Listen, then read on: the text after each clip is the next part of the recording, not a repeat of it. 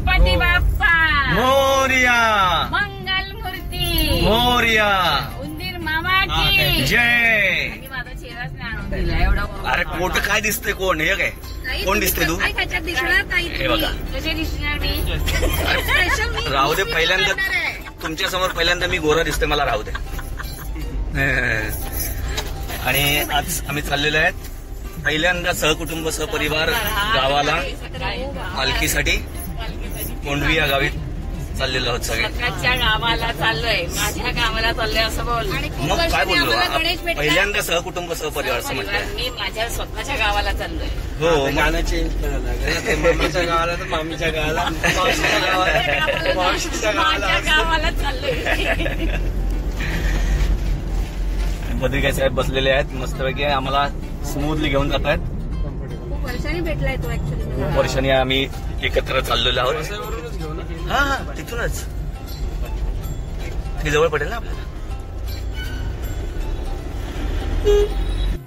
असं म्हणतात, शहरातल्या धकाधकीला कंटाळलेलं मन शांत अशा ग्रामीण भागात सहज रमतं. आणि याचं उत्तम उदाहरण म्हणजे आमचं कुटुंब, जे चाललं होतं कोंढवी गावाच्या पालखीला. सुंदर असे रस्ते आणि दोन्ही बाजूला डोंगर दर्या पाहून सर्व कुटुंब अतिशय खुश होत होते.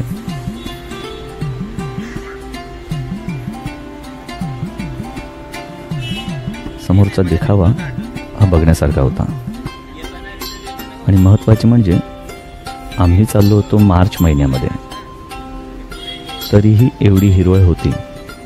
आणि पावसाळ्यात इथलं दृश्य जे असतं ते अतिशय नयनरम्य असतं, त्याची तुम्ही कल्पनाच करू शकत नाही.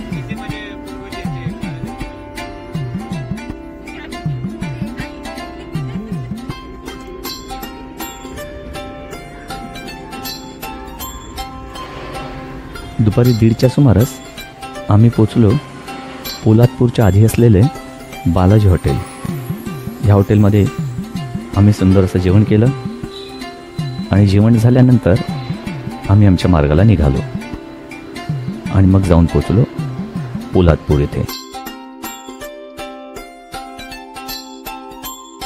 पोलादपूरला पोचलात की समोरच महाराजांचा भव्य असा पुतळा पाहायला मिळतो.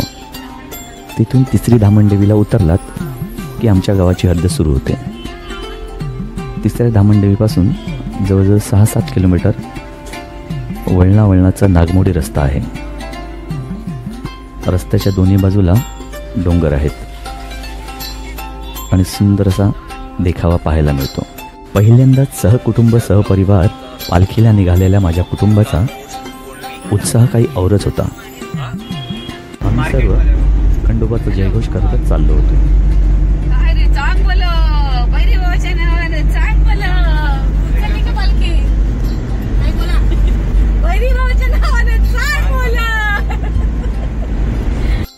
फायनली आम्ही आमच्या गावच्या रस्त्याला लागलो. रस्त्याच्या दोन्हीकडची झाडं थोडी सुकलेली होती, कारण मार्च महिना चालू आहे. पण हे जर तुम्ही पावसाळ्यात आलात तर इथला निसर्ग बघण्यासारखा असतो, जो मुंबईकरांना कधीच अनुभवायला मिळत नाही.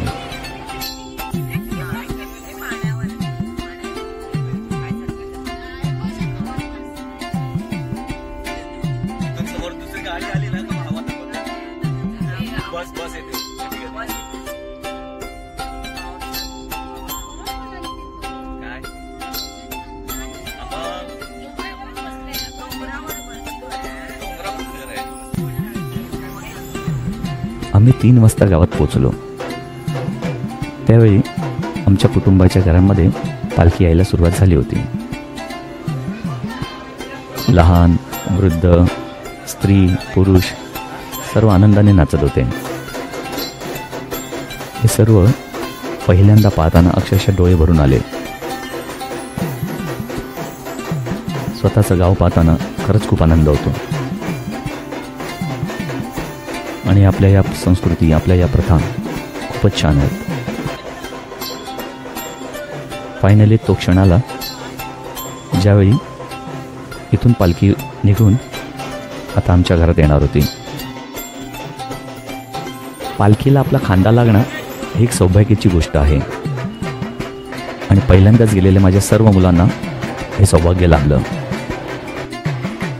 सरते शेवटी तो क्षण आला ज्याची आम्ही आनंदाने आतुरतेने वाट बघत होतो. पालखी आमच्या घरी आली.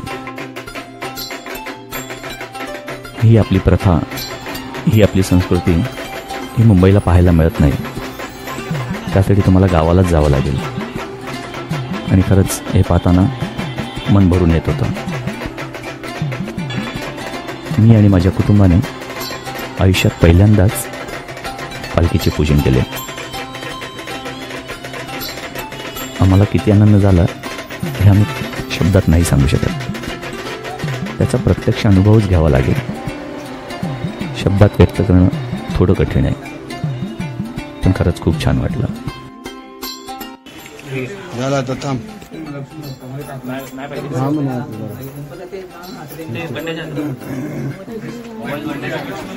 पाया पडून घ्या आणि नंतर पाया पडू रे.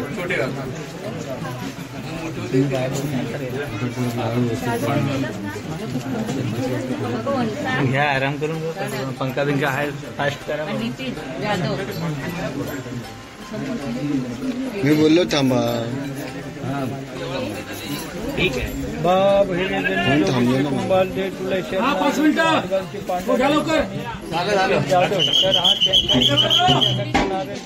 मान्य करून घे. भैरी बाबाचे हा नाळा.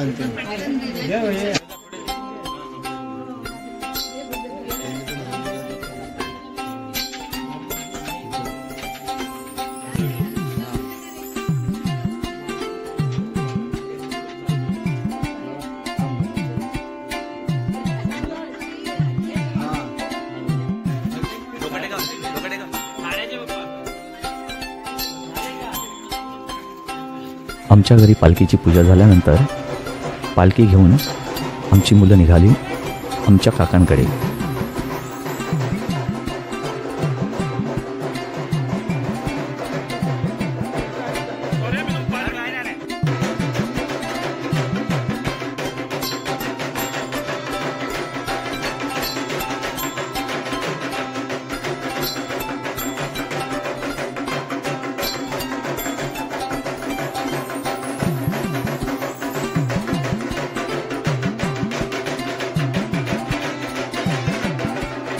काकांच्या घरी आमच्या घरातल्या सर्व स्त्री पुरुषांनी, लहान मुलांनी, मोठ्या माणसांनी लेझिम खेळले, नृत्य केले.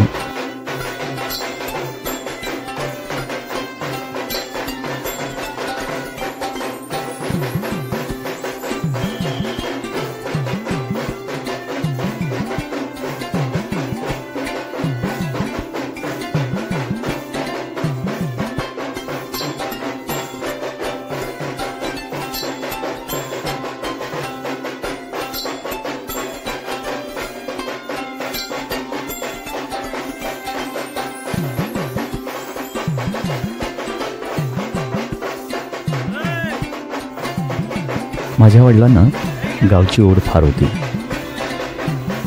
हे सर्व दृश्य पाहून आज मला कळलं की त्यांना गावची ओढ का होती. माझ्या वडिलांचं एक स्वप्न होतं की गावाला एक घर असावं. ईश्वराची कृपादृष्टी झाली तर आम्ही नक्कीच आमचं स्वतःचं घर बांधू.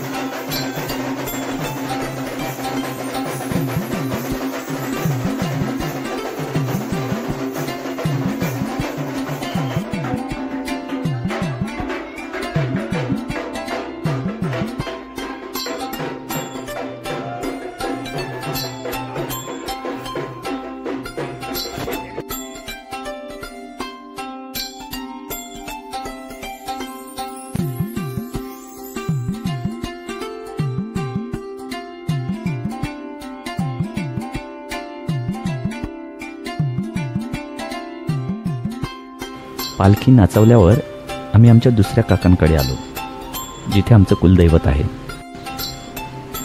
सर्वांनी तिथे मनोभावी पूजा केली. अशा प्रकारे आमच्या संपूर्ण कुटुंबाने पालखीचा आनंद घेतला आणि मग आम्ही निघालो आमच्या नेहमीच्या आयुष्याकडे.